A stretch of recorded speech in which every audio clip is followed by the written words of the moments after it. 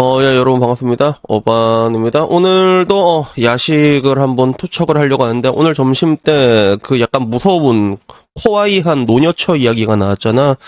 그러다 보니까 이 이야기를 빨리 했어야 되는데 내가 지나쳤던 내용 중에서 망은 너무 예쁠 나이야. 이걸 내가 얘기를 안 했더라고. 그래서 요걸로 야식을 준비를 했는데 이 이야기는 이미 커뮤니티 다 돌아가지고 여러분 본 사람 많을 거야. 김숙이 나와가지고 박나래한테 언니 나 어떻게 살아야 될까 그러니까 마흔 너무 예쁠 나이야 이렇게 얘기를 하는 그런 뭔가 장면이 있어. 그래서 마흔이란 나이 사실 남자한테도 좀 약간 끔찍한 뭐 근데 사실 나쁘진 않아. 마흔이란 나이가 나쁘진 않은데 근데 오늘은 여기에 대해서 조금 다른 관점에서 조금 전 얘기를 하고 싶더라고. 그리고 나는 개인적으로 김숙이 말한 관점에서 이해할 수 있는 부분들도 분명히 있어. 그런 게 분명히 있습니다. 그래서 김숙은 뭐라고 얘기했냐면 마흔 너무 예쁠 나이다. 마흔이 어느 정도 알고 어떻게 살아갈지 미래도 좀 그려놓아서 내 생각대로 살 수 있는 나이가 마흔이다라고 얘기를 해.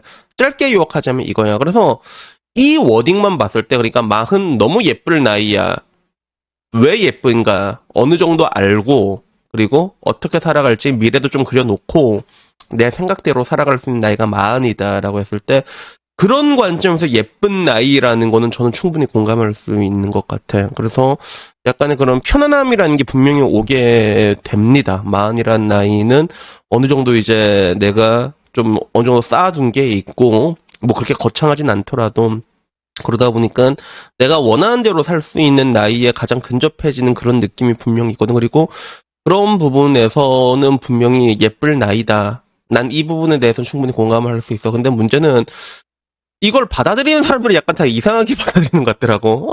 마흔이란 나이는 예쁠 나이인가 봐. 제일 이쁠 나이야. 감동, 막 이래. 그래서 야, 나 2달 뒤면 한국 나이 마흔인데 너무 예뻐. 눈물을 주룩주룩 흘렸어요. 막 이러면서.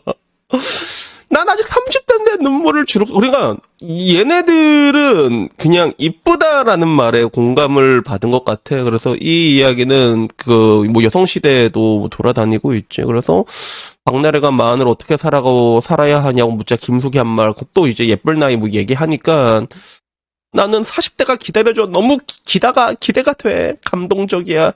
멋진 영향력, 뭐 이런 이야기야. 40이 진짜 애기라고 했어? 음성으로 듣고 싶다. 나 20대보다 30이 좀 내 40은 더 좋다니 기대된다. 이거 퍽이네 기대되겠다. 그래가지고.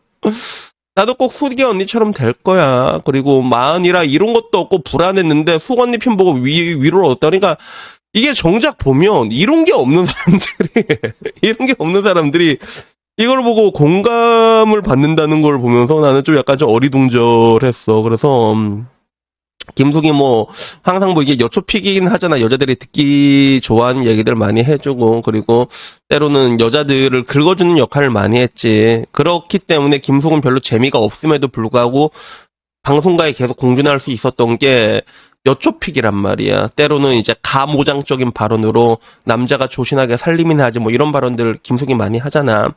그래서 어떻게 보면 나는 사실 보면서 느끼는 게 김숙과 김재동이 좀 약간 나는 오버랩돼서 보이는 부분들이 사실 있어. 김숙과 보게 되면 좀 오버랩이 된다고 해야 되나? 그래서 어떤 부분에서 오버랩이 되냐면 듣기 좋은 이야기들을 많이 해주지.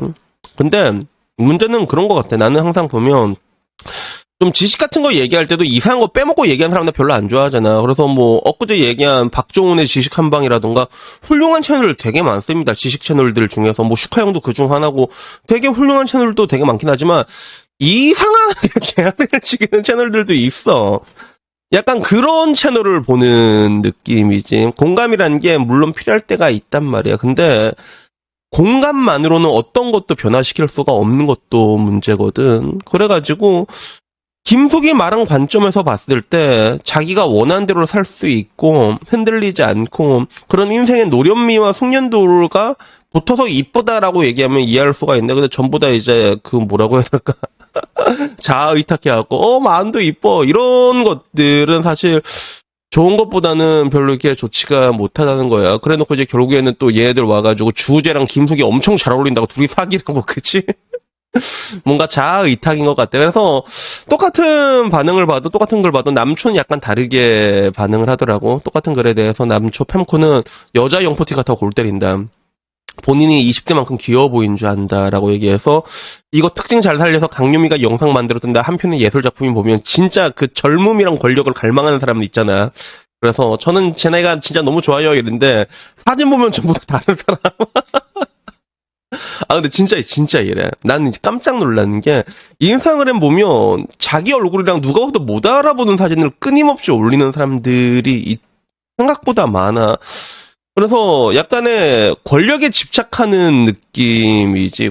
젊음이랑 권력에 집착하는 이런 것들을 많이 보고, 그리고 사람들이 받아들이는 부분들도 방금 전 말한 것처럼 그냥 젊음에 집착하는 그런 형태. 아직 이뻐, 아직 괜찮아, 이런 걸로 받아들이고 있는 거야, 사람들이. 그래서 뭐 이제 영포 튀는 남녀를 가리지 않는다. 그리고 우리 엄마 40대인데 예쁠 나이 맞다. 사랑해 엄마 효도할 겨울인가. 효자는 개추. 뭐 이런 이야기들이 있었는데 뭐 그래, 사실 그래. 40이면 충분히 예쁜 나이가 맞고 30대가 더 예쁘긴 해. 그지? 그리고 30대보다 20대가 더 예쁘긴 하고. 그런데 문제는 이제 그런 공감이란 게 나는 이제 와서 조금 이제 변해된다고 생각해. 왜냐하면 지금 대한민국은 보면 알겠지만 굉장히 많은 정신병자들이 생겨왔어. 가장 풍요로운 시대에 가장 많은 정신병자들이 생기게 됐거든.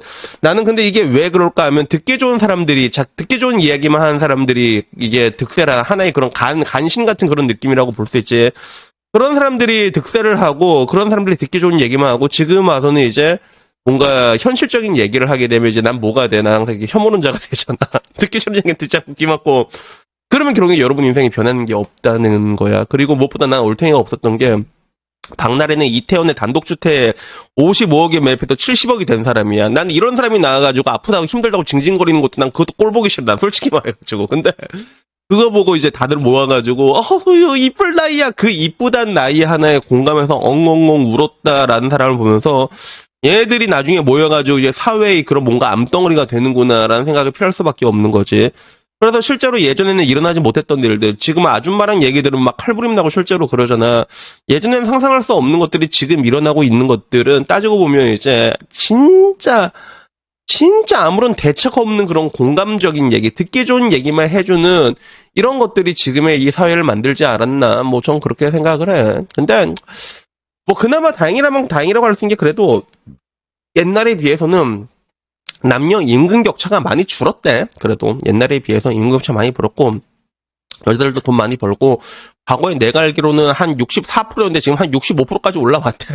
그래가지고 이게 2024년에 나온 건데 그래 여성의 월 평균 소득이 271만 원이라고 하더라고. 남성이 65.5% 수준. 옛날에 64%인데 많이 올라왔지. 그치? 많이 올라왔고 그리고 한편으로는 여성이 평생 못 넘는 벽이 28살에서 30살의 남자다라고 해서 올라와가지고 생애 임금의 최고 도달, 피크를 찍는 연령에 대해서 보게 되면 남자들은 46살, 44살, 45살, 51살 계속 올라가고 있지만 여성들이 피크를 찍는 나이는 거의 다 34살, 33살, 30살, 33살 이때 피크를 찍는다는 거야.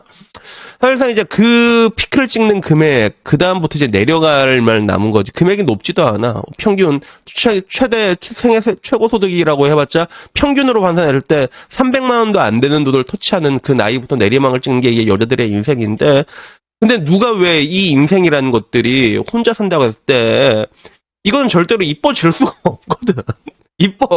이뻐질 수가 없어. 사람이 먹고는 살아야 되는데.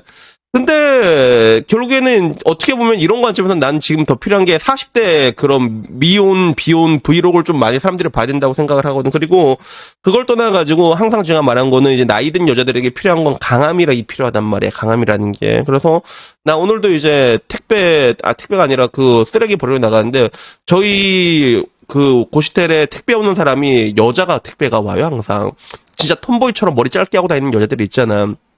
그 아줌마가 이게 오게 되는데, 진짜 그렇게 쿠팡 나르고 그렇게 하면 된다니까. 그런 것들을 지금 가르쳐 줘야 돼. 실제로 일본 같은 데 봐도 공사판에 여자들이 얼마나 많아. 진짜 뭐 화물차 운전하는 사람 특히 많아요. 일본 같은 경우는. 그리고 굳이 그게 아니더라도 여러분 막 도쿄, 오사카 가잖아. 여자들이 자전거 몰고 우버이트 나는 경우 얼마나 많은 줄 알아? 그쪽은.